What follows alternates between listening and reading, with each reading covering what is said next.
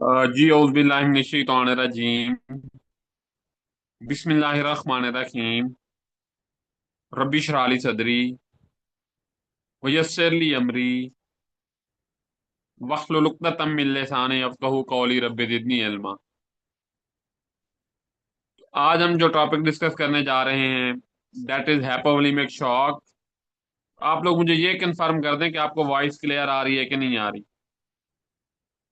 तो ये जो हैपोवोलिमिक शॉक का पेशेंट है, शॉक का कोई भी पेशेंट होगा हमारे पास प्रेजेंट करेगा with history of shortness of breath, number one. Number two, with cold peripheries.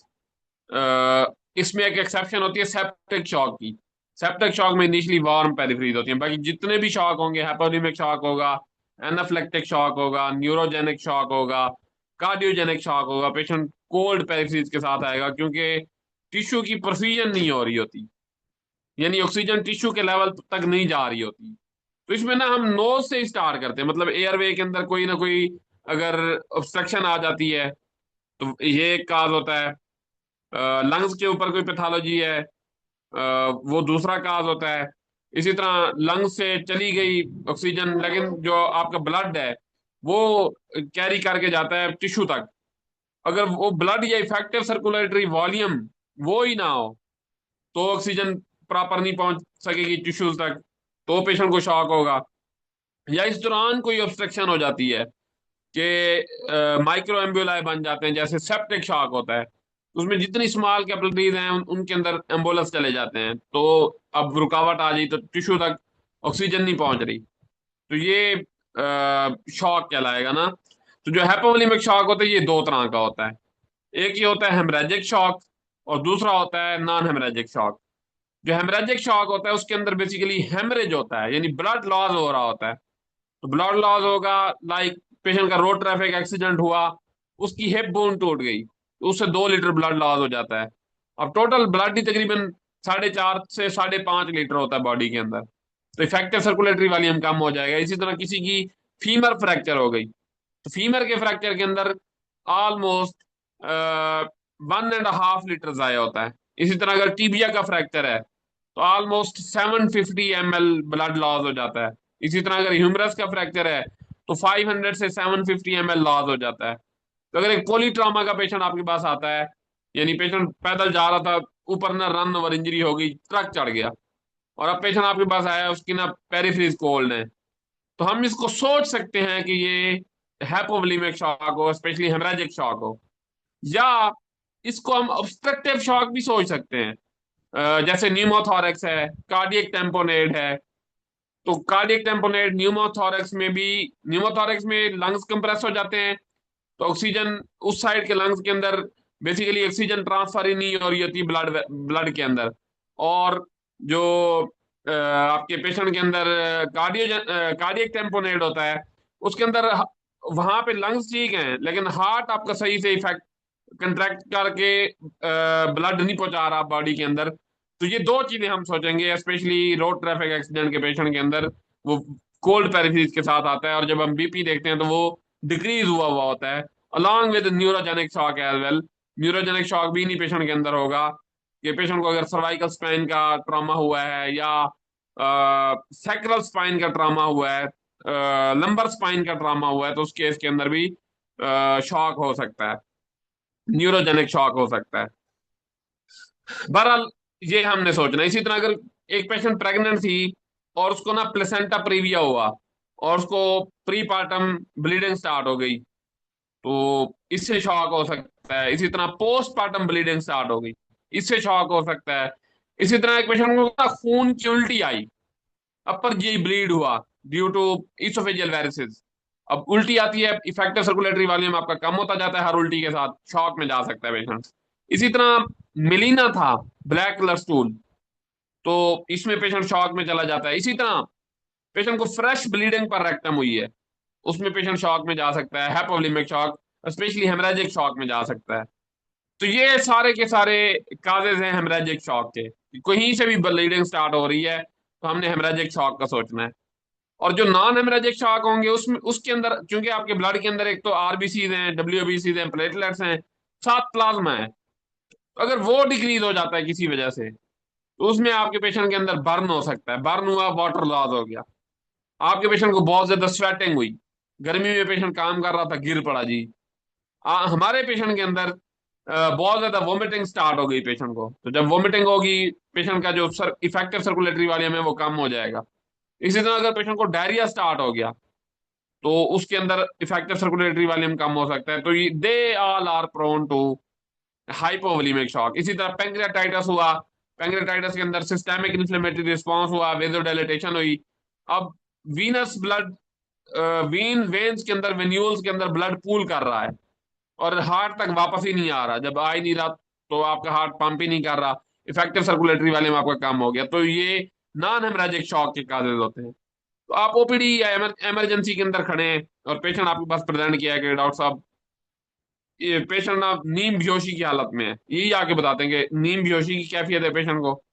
और आप इससे इनसे पहला पूछते हो कि भाई इनको कोई खून की उल्टी तो नहीं आई, कोई इसके अलावा काले रंग के पखाने तो नहीं आए, कोई एक्सीडेंट तो नहीं हुआ। अब ये हमने हेमरेजिक शॉक के कागज देखने, मीनवाइल हमने इसकी पल्स देखनी है, हिस्ट्री भी ले रहे हैं, एग्जामिनेशन भी कर रहे हैं। तो इनकी जो पेरिफेरीज होंगी वो कोल्ड होंगी, जो पल्स होगी वो फीबल पल्स होगी, और लो वॉल्यूम टैकीकार्डिया होगा। और अगर 70 से कम प्रेशर आ रहा है, सिस्टोलिक डायस्टोलिक 40 से कम आ रहा है, तो पल्स खत्म भी हो सकती है कि पल्स आ ही नहीं रही। स्पेशली आप जो रेडियल पल्स देखते हैं ये नहीं आ रही होती। फिर हमने इनका ब्लड प्रेशर लिया। तो ब्लड प्रेशर जब हम लेंगे तो हाइपोवोलेमिक शॉक में प्रेशर 90-60 से कम होगा। ऐसे पेशेंट भी आपके पास आएंगे जिनका प्रेशर 60/निल लो, 40/निल लो, तो ये आपको ब्लड प्रेशर मिलेगा। फिर हम इन पेशेंट का एक्सिलरी टेम्परेचर देखेंगे, तो वो भी इन्फेक्शन देखने के लिए। तो स्पेशली जो सेप्टिक शॉक होता है उसके अंदर टेम्परेचर रेज्ड होता है। अगर hypovolemic shock secondary to trauma हुआ है, या अपर जी ब्लीड हुआ है, या मलीना हुआ है, या फ्रेश ब्लीडिंग पर रेक्टम हुई है, तो उसके अंदर आपका एक्सिलरी टेम्परेचर नॉर्मल होगा। फिर हम इन पेशेंट का चेक करेंगे रेस्पिरेटरी रेट। अब रेस्पिरेटरी रेट टेकिपनिया हो सकता है। तो टेकिपनिया वैसे तो बहुत सारी पैथोलॉजीज में होता है, like cardiogenic pathologies, MI, ischaemic heart disease. Tachypnoea होता है respiratory pathologies, bronchial asthma, COPD. Tachypnoea होता है एसिडोसिस के अंदर, जैसे डायबिटिक कीटोएसिडोसिस है, एक्यूट किडनी इंजरी है। तो इन चार तरह की काजेज होते हैं टेकिपनिया से related: heart related, lungs related, renal related and blood related. तो जब शॉक में पेशेंट जाता है ना, तो शॉक में जान जाके पेशेंट का टिकनिया स्टार्ट हो जाता है। उसकी वजह ये होती है कि एसिडोसिस हो रहा होता है, आपका जो ऑक्सीजन है वो पहुंच नहीं पा रहा टिश्यू तक, तो एनारोबिक साइकिल स्टार्ट हो जाएगा। और एनारोबिक साइकिल के नतीजे में एक लैक्टेट प्रोड्यूस होगा, साथ एच आइंस प्रोड्यूस होंगे। और आपको पता है कि अगर जो एच आइंस हैं वो इंक्रीज हो जाएं हमारी बॉडी के अंदर, हमारे ब्लड के अंदर, तो वो पीएच को रिड्यूस कर देंगे, और जब पीएच रिड्यूस होगी तो हमारे पेशेंट को एसिडोसिस होगा। अब एसिडोसिस के तौर पे ना कंपनसेटरी टेकिपनिया हो रहा होता है, तो रेस्पिरेटरी रेट मोर देन 20 ब्रेथ्स पर मिनट होगा। फिर अगर आपके पास पल्स ऑक्सीमीटर है तो पल्स चेक कर लें, पेशेंट की सैचुरेशन 90% से कम में रेड अलर्ट है। और साथ हम इन पेशेंट की आरबीएस चेक करते हैं। कोई भी अनकॉन्शियस सेमी कॉन्शियस पेशेंट हमारे पास आएगा, always always rule out hypoglycaemia, because this is the most preventable and easy treatable cause of death. मतलब अगर हमने 5 मिनट इग्नोर कर दिया, पेशेंट डेथ हो जाएगी। अगर जस्ट 25% के 6 एम्प्यूल्स पेशेंट को आईवी लगा दिए हाइपोग्लाइसीमिया में, पेशेंट उठ के बैठ जाएगा। तो हमने आरबीएस देख ली। फिर हमने ना साथ ही अटेंडेंट से हिस्ट्री पूछते रहना है, तो वो बताएंगे कि पहले इसको उल्टियां थी, या कोई खून की उल्टी आई, या पखाने लगे, या पेशेंट को गर्मी में काम कर रहा था, गिर पड़ा है और बेहोश हो गया है। तो ये हमने उनसे पूछते जाना है। तो हमने इन पेशेंट को ना साथ ही 2 आईवी लाइंस पास कर देनी है।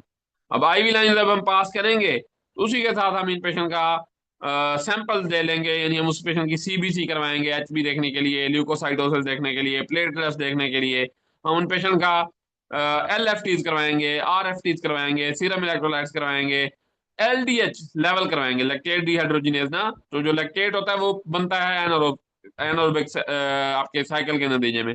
तो शॉक के अंदर इसका लेवल इंक्रीज होता है मोर देन 2 मिलीमोल पर लीटर होता है। तो हमने इसका लैक्टेट लेवल करवाया। हम इन पेशेंट का क्रॉस मैच के लिए ब्लड भेज देंगे। पीटीएपीटी आईएनआर करवाएंगे। हम इन पेशेंट के वायरल मार्कर करवा लेंगे। हम इन पार्टिकुलर पेशेंट्स का जो इंपॉर्टेंट चीज है वो ये है कि हमने ब्लड कल्चर भी भेज देना है। तो ब्लड कल्चर हमने पेशेंट का भेजा, क्योंकि एक्यूट गैस्ट्रोएंटेराइटिस अगर बैक्टीरियल होता है ना, तो फिर उसका एविडेंस हमें चाहिए होता है कि पेशेंट या सेप्टिक शॉक में जा रहा है या हाइपोवोलेमिक शॉक में जा रहा है। तो वो हमें बता देगा ब्लड कल्चर।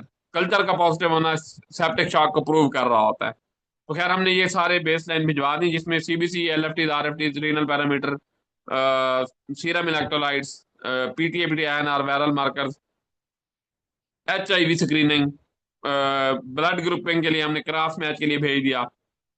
और हम ये सारों के लिए सेम प्रोटोकॉल है। देखिए अगर पेशेंट को रोड ट्रैफिक एक्सीडेंट हुआ और उसको कोई इंटरनल ब्लीड चल रहा है अब्डोमेन के अंदर, स्प्लीन ब्लीड कर रही है, तो भी हमें ये सारी चीजें चाहिए होंगी। दैट्स वाई हमने इन पेशेंट को ये सारे बेसलाइन भिजवा दिए, ब्लड कल्चर भिजवा दिया, और इसी के साथ हमने पेशेंट को ऑक्सीजन अटैच कर दी। अब 100% ऑक्सीजन हम इन पेशेंट को इस वजह से दे रहे होते हैं क्योंकि हमारी बॉडी शॉक के अंदर है, यानी ऑक्सीजन टिश्यू तक नहीं पहुंच रही। जब टिश्यू तक ऑक्सीजन ही नहीं पहुंच रही तो हम ऑक्सीजन उसको दे रहे हैं ताकि जितना ब्लड अगर बच्चा है ना, जितना इफेक्टिव सर्कुलेटरी वॉल्यूम बच्चा है, वो मैक्सिमम अमाउंट ऑफ ऑक्सीजन लेके जाए टिश्यू तक। तो इसलिए हम इनको इनिशियली 2 लीटर पे चलाते हैं, लेटर ऑन बढ़ाते जाते हैं अगर सैचुरेशन स्पेशली 90% से कम आती है। तो हमने ये किया, और साथ हम इन पेशेंट को आईवी लाइन के थ्रू बोलस लगा देंगे फ्लूइड का। तो उसमें वही तरीकाकार है, 30 ml पर केजी बॉडी वेट, और फोलिज पास करके यूरिन का भी हम सैंपल ले लेते हैं कंप्लीट यूरिन एग्जामिनेशन के लिए। और अगर प्रीवियसली कोई फीवर वगैरह की हिस्ट्री है तो हम पेशेंट को यूरिन का कल्चर भी ले लेते हैं।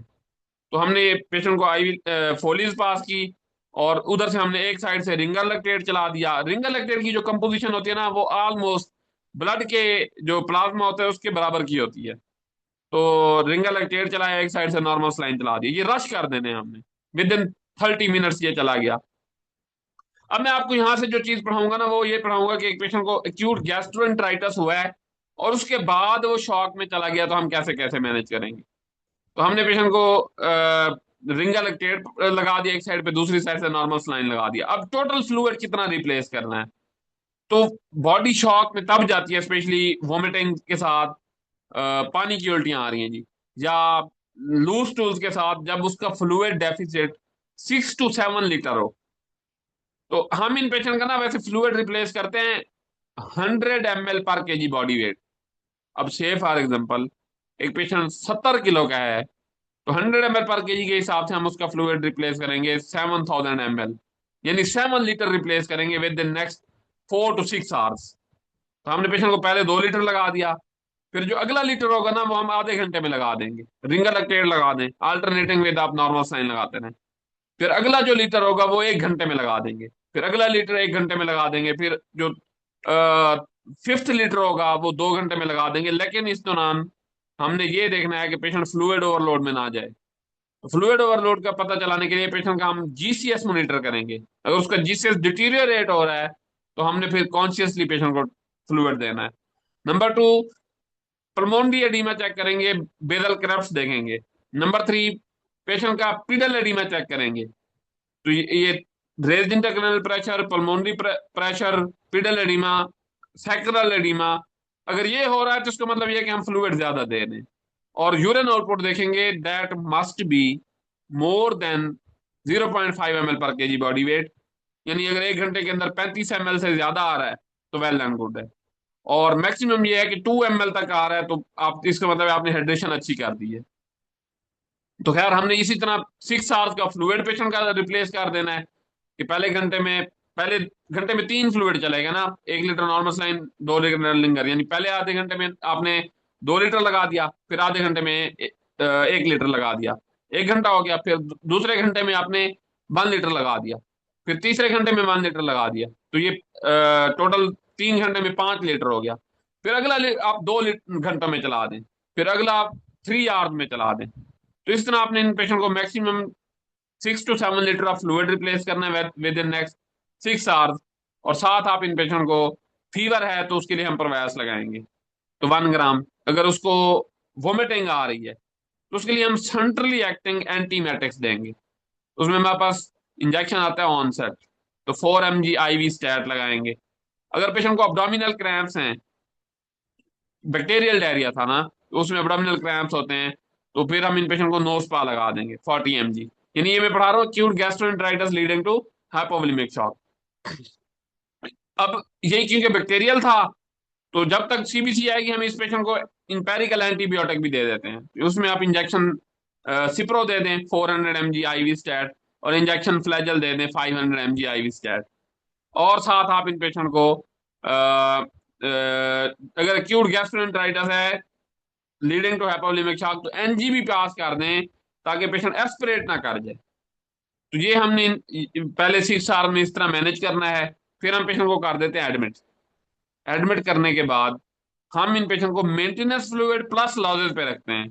अब मेंटेनेंस फ्लूइड वही तरीकाकार है कि पहले 10 किलो के लिए 100 ml पर केजी बॉडी वेट, अगले 10 किलो के लिए 50 ml पर केजी बॉडी वेट, फिर हर 10 किलो के लिए 20 ml पर केजी बॉडी वेट। तो अगर 70 किलो का पेशेंट है तो ऑलमोस्ट 2.5 लीटर बनता है।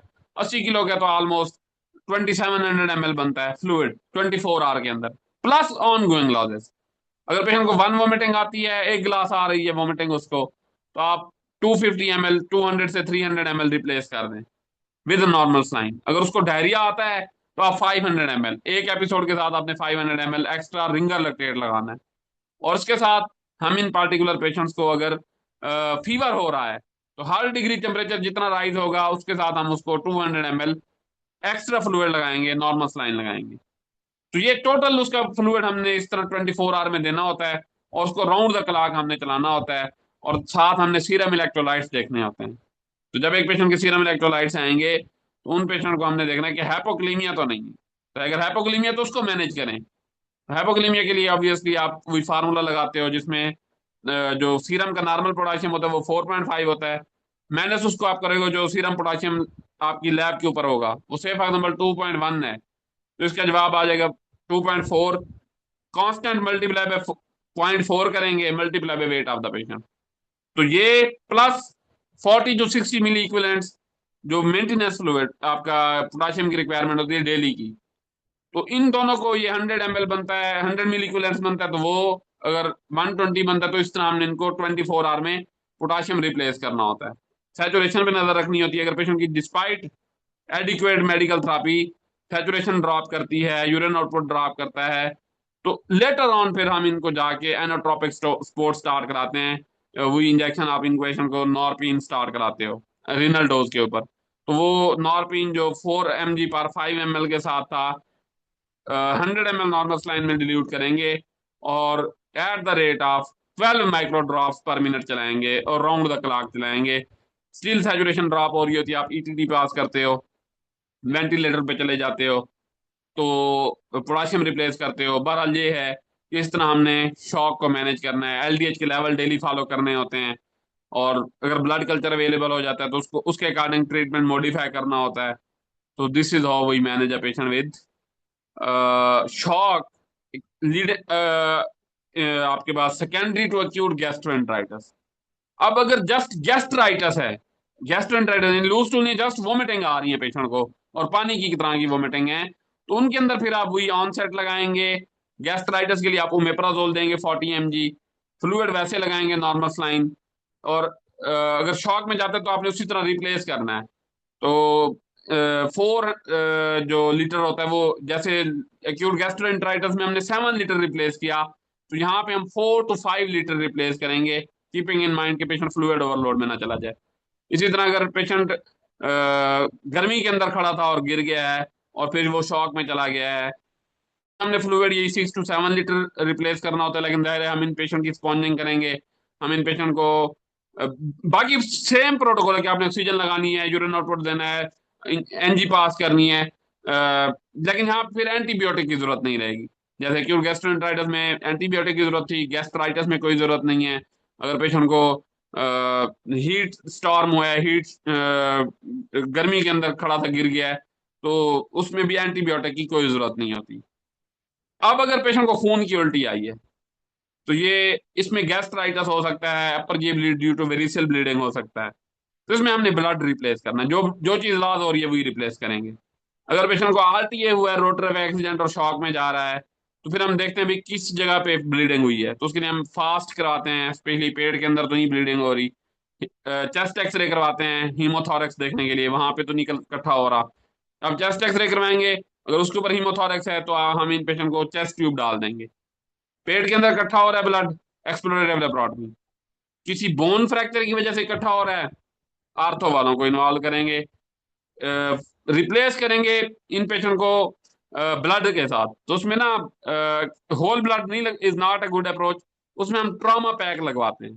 तो ट्रॉमा पैक के अंदर वन पैक सेल होता है 450 ml का, और आपके पास एफ एफ पीज होते हैं 8, आपके पास एफ एफ पीज होते हैं 8 यूनिट्स, और इसी तरह प्लेटलेट्स होते हैं वो भी 8 यूनिट। तो ये वन ट्रॉमा पैक बनता है। तो फिर हम इसकी ना सीबीसी के, एक तो अर्ली हमने पेशेंट को करना है रीच आउट, जहां पे ब्लीडिंग हो रही है उसको स्टॉप करवाना है, और दूसरा ब्लड इस तरह रिप्लेस करना है। तो इसकी जो एग्जैक्ट डोजेज होंगी वो हम इंशाल्लाह पढ़ेंगे जब हम अपर जीआई ब्लीड पढ़ेंगे। तो मुझे भी इस सेशन को कंडक्ट करते हुए काफी मजा आ रहा है। तो मैं ये कोशिश कर रहा हूँ कि इसको ना हम एक्सटेंड करते जाएं, रिवाइज करते जाएं, और ये आई एम श्योर हो सकता है कि पहली रिवीजन के दौरान आपको चीजें उतनी क्लियर ना हो, तो हम इसको मजीद रिवाइज करेंगे अनटिल कि हम में से हर जो मेडिकल डॉक्टर है, हर स्टूडेंट है हमारा, not the student but the professional colleagues, उनको ये चीजें फिंगर टिप्स पे आनी चाहिए कि भाई ऑक्सीजन क्यों लगा रहे हैं, वाय पता हो कि भाई हम ये मैनेज क्यों कर रहे हैं, क्यों फ्लूइड 700 लीटर 7 लीटर लगा रहे हैं, और कब हमने फ्लूइड रोक देना है, कब हमने पेशेंट को एंटीबायोटिक देनी है, कब नहीं देनी, कब हमने पेशेंट को इंटरवीन करना है। तो ये बहरहाल ये हमें इंशाल्लाह हमने सीखना है। इसी तरह इंटरवेंशन क्या होगी, अगर अपर जी एंडोस्कोपी करवाएंगे, अगर अपर जी ब्लीड हो रहा है, अगर लोअर जी ब्लीड हो रहा है फ्रेश, क्लोनोस्कोपी एडवाइस करेंगे, उसके अकॉर्डिंग फिर डिसीजन लेंगे और ब्लड रिप्लेस करेंगे। अब आ जाते हैं एनाफ्लेक्टिक शॉक। इसके ना मैंने नोट्स आपको नहीं भेजे, वो मैंने बनाए हुए, मैं भेजता हूँ आपको। बेसिकली जो एनाफ्लेक्टिक शॉक होता है, ये सेकेंडरी टू सम एलर्जन होता है। हमारी बॉडी का जो इम्यून रिस्पॉन्स है वो हाइपर रिस्पॉन्स शो करता है। तो इसमें ना दो चीजें होती हैं, एक एनाफ्लेक्टिक रिएक्शन और एक एनाफ्लेक्टिक शॉक। जो एनाफ्लेक्टिक रिएक्शन होता है उसके अंदर जस्ट बॉडी का रिएक्शन होगा, लेकिन वो वाइटली स्टेबल रहेगी। तो उसके दौरान पेशेंट को जहाँ पे इचिंग स्टार्ट हो सकती है, जर्नलाइज इचिंग स्टार्ट हो सकती है, हाइव्स बन सकते हैं कि व्हील एंड फ्लेयर अपीयरेंस हो जाए, सेकेंडरी टू सम एलर्जन। तो अ, ये बेसिकली होता क्यों है, तो मैंने बताया कि कोई भी बॉडी के अंदर अगर एलर्जन जाएगा तो उस body hyper immune response show करेगी। तो अगर उस दौरान पेशेंट के वाइटल स्टेबल रह जाते हैं, यानी उसका बीपी ठीक है, रेस्पिरेटरी रेट ठीक है, टेम्परेचर ठीक है, पल्स ठीक है, तो ये एनाफ्लेक्टिक रिएक्शन होगा। और अगर वाइटल्स डिस्टर्ब करता है, स्पेशली ब्लड प्रेशर डिस्टर्ब करता है, सैचुरेशन को डिस्टर्ब करता है, तो ये एनाफ्लेक्टिक शॉक होगा। यानी severe form of anaphylactic reaction, that is anaphylactic shock. तो कॉमन काजेज क्या है, आपने पेशेंट को सेफ्ट्रेक्सोन लगाई और उधर से उसको शिवरिंग स्टार्ट हो रही है, और साथ पेशेंट को शॉर्टनेस ऑफ ब्रेथ स्टार्ट हो गई, यानी medicine. Number two, food allergen, patient चावल खाए या बड़े का गोश्त खाए, उसको इचिंग स्टार्ट हो गई, हाइव्स बन गए, शॉर्टनेस ऑफ ब्रेथ डेवलप हो गई। इंसेक्ट बाइट, स्कॉर्पियन बाइट हुई, पेशेंट को शिवरिंग स्टार्ट हो रही है। ब्लड ट्रांसफ्यूजन, आपने बीटी स्टार्ट की, पेशेंट शिवरिंग कर रहा है, शॉर्टनेस ऑफ ब्रेथ हो रही है, इचिंग स्टार्ट हो गई है, बीपी देखा आपने वो 90-60 पे आ गया। तो blood transfusion, food allergen, insects, हमारे पेशेंट के अंदर अगर मेडिसिन हैं, तो they all leads to anaphylactic reaction as well as anaphylactic shock. तो how will we manage these patients? तो वही आइडियल, तो वही आप इसमें ना ब्रोंको कंस्ट्रिक्शन भी हो रही होती है, तो पेशेंट को शॉर्टनेस ऑफ ब्रेथ के साथ वीज आ रही होगी। दूसरा इसके अंदर ये होगा कि हमारे पेशेंट के अंदर, दूसरा इसके अंदर ये होगा कि हमारे पेशेंट के अंदर अगर खुदा ना खास्ता लरेंजियल एडीमा डिवेलप होता है, तो लरेंजियल एडीमा के लिए आपके पेशेंट को स्ट्राइडर डेवलप हो सकता है। तो स्ट्राइडर डेवलप होना, शॉर्टनेस ऑफ ब्रेथ डेवलप होना, वीज का आ जाना, तो रेड अलर्ट्स हैं, एनाफ्लेक्टिक शॉक है। तो अब वीज तो हमारे पेशेंट के अंदर ब्रोंकियल एस्थमा में भी आती थी, वीज तो हमारे पेशेंट में सीओपीडी में भी आती है। So how will we differentiate whether this is anaphylactic reaction or bronchial asthma? क्योंकि bronchial asthma है, the treatment is different. अगर शॉक है, ट्रीटमेंट इज डिफरेंट. इसी तरह अगर पेशेंट को सीओपीडी है, ट्रीटमेंट इज डिफरेंट. शॉक है, ट्रीटमेंट इज डिफरेंट. तो उसमें हम पेशेंट के अटेंडेंस से हिस्ट्री लेंगे. अगर तो उसको फर्स्ट टाइम हो गया है, वी स्टार्ट हो गई है, इचिंग स्टार्ट हो गई है, शॉर्टनेस ऑफ ब्रेथ स्टार्ट हो गई है, इंसेक्ट बाइट हो सकता है, फूड एलर्जन हो सकते हैं, मेडिसिन से हो सकता है, एनाफ्लेक्टिक शॉक या रिएक्शन. और अगर एक पेशेंट को continuously cough fever shortness of breath start थी और अब आ गया है, वर्ष हो गया पिक्चर, सीओपीडी हो सकता है.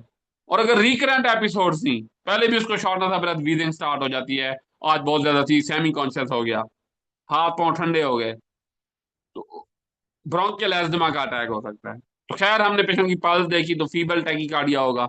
ब्लड प्रेशर देखेंगे तो 90-60 से कम होगा.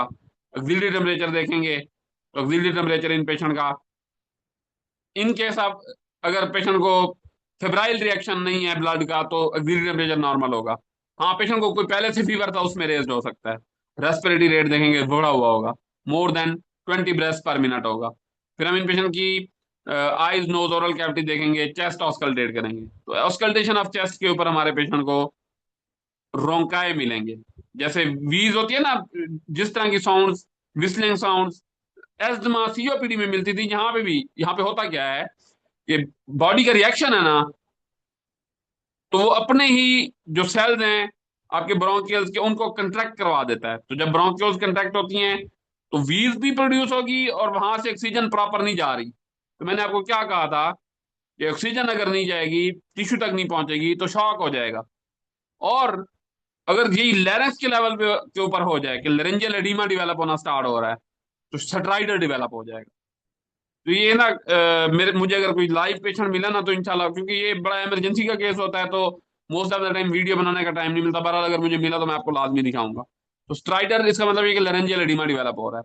और अगर वीज है तो इसका मतलब ये है कि लोअर ब्रोंक्यूल्स के लेवल के ऊपर ऑब्स्ट्रक्शन है, हाइपर सेंसिटिविटी रिएक्शन है.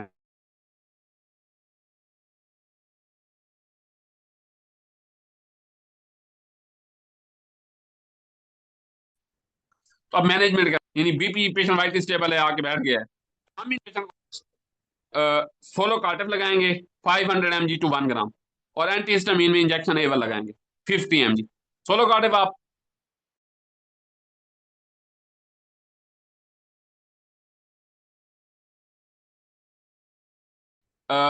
आईवी लगा दें के अंदर. Steroids and antihistamine are the drug of choice. और अगर एनाफ्लेक्टिक शॉक है तो antihistamines are not sufficient. Adrenaline is the drug of choice. The dose of adrenaline is 0.5 ml on anterior lateral aspect of thigh. तो anterior lateral aspect of thigh के पे आप लगाते हो, पेशेंट को वही ऑक्सीजन लगाते हो, आईवी लाइन सिक्योर करते हो, ऑक्सीजन मॉनिटर करते हो, और एड्रेनालिन हमने लगा दी. 5 मिनट के बाद हम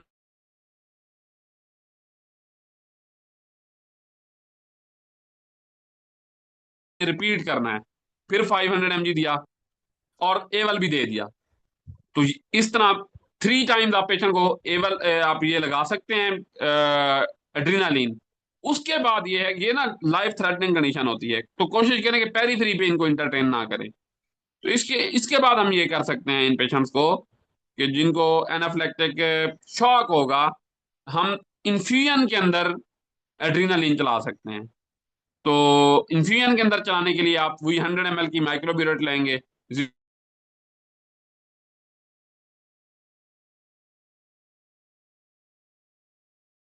0.5 और 12 माइक्रोड्रॉप. तो ये राउंड द क्लॉक. और इन पेशेंट को हमने अर्ली इंट्यूबेशन करनी होती है, एयरवे जल्दी सिक्योर करना होता है. अगर लेरेंजियल एडिमा डेवलप हो गया तो आपकी ईटीडी नहीं जाएगी. फिर एंडोट्रेकियल जब हम ट्यूब प्लेसमेंट करते हैं तो सिक्योर द एयरवे, और लेरेंजियल एडिमा डेवलप हो रहा है फिर नहीं जाएगी, फिर ट्रेकी करनी पड़ेगी. तो अर्ली हमने इन पेशेंट का एयरवे, और keep the I on saturation. Mean आप फोलिस पास करें यूरिन आउटपुट देखने के लिए. अगर नहीं आ रहा तो आप 500 ml नॉर्मल सलाइन का शॉट दे दें. So this is how we manage a patient with anaphylactic reaction. Just AVAL solo-cardiff IV, AVAL IM. और शॉक है तो एड्रीनालीन है एज वेल 0.5 ml 5 मिनट बाद, 5 मिनट बाद, 5 मिनट बाद. अनटिल के पेशेंट, और साथ वही सोलो कार्ड वैसे देंगे, एंटीहिस्टामिन वैसे देंगे, ऑक्सीजन लगाएंगे, होलीज पास करेंगे, यूरिन आउटपुट कम हो रहा है, फ्लूइड लगाएंगे, और पेशेंट की शॉर्टनेस ऑफ ब्रेथ बेहतर नहीं हो रही, एडीमा बेहतर नहीं हो रहा, तो हम इन पेशेंट को, अगर वीज कंटिन्यूअसली आ रही है तो हम इसको एटम से नेबुलाइज भी करवाएंगे। एटम इप्राट्रोपियम ब्रोमाइड ब्रोंकोडायलेटर है। और अगर सैचुरेशन ड्रॉप होती है फौरन ईटीटी पास कर दें। ईटीटी नहीं आ रही, पेशेंट का एयरवे सिक्योर करें बाय पासिंग द ट्रेकियोस्टमी, तो ट्रेकियोस्टमी कर देंगे। तो इज दैट क्लियर? तो आई एम श्योर कि विद एवरी कमिंग डे आपकी ये चीजें बेहतर होती जा रही होंगी, मजीद बेहतर होंगी, मजीद बेहतर होंगी। There is no end of medical, लेकिन स्टिल ये है कि जितनी कॉमन कॉमन चीजें हैं, जितनी जरूरी चीजें हैं जो हम मैनेज कर सकते हैं, जितना मैनेज कर सकते हैं, जितना कॉन्फिडेंटली मैनेज कर सकते हैं, तो वो हमने इंशाल्लाह करना है। तो मैं भी इंशाल्लाह कोशिश करूंगा, और आप भी कोशिश करें, ताकि हम मोर एफिशिएंट बने। और डेली अगर हम एक चीज भी सीख जाते हैं तो मेरे ख्याल में यही मोर देन एनफ है। तो ये है जी। तो बाकी ये है कि अगले दो लेक्चर हमने इंशाल्लाह हाइपरथायराइडिज्म हाइपोथायराइडिज्म पे रखने हैं, कल और परसों। और संडे को हम इंशाल्लाह एक्स्ट्रा पल्मोनरी ट्यूबरकुलोसिस पढ़ेंगे, तो ये भी आप मिस ना करें। और उसके बाद फिर ऑब्वियसली ईद के बाद फिर हम स्टार्ट करेंगे अपर जी ब्लीड पढ़ेंगे इंशाल्लाह। पेशेंट को अगर ब्लीडिंग पर रेक्टम हुई है, कैसे, अनकॉन्शियस पेशेंट है वो कैसे मैनेज करना है, डेंगू शॉक सिंड्रोम में जाता है कैसे मैनेज करना है, तो ये है। ओके जी, कल इंशाल्लाह अगले टॉपिक के साथ मिलते हैं। Thank you so much.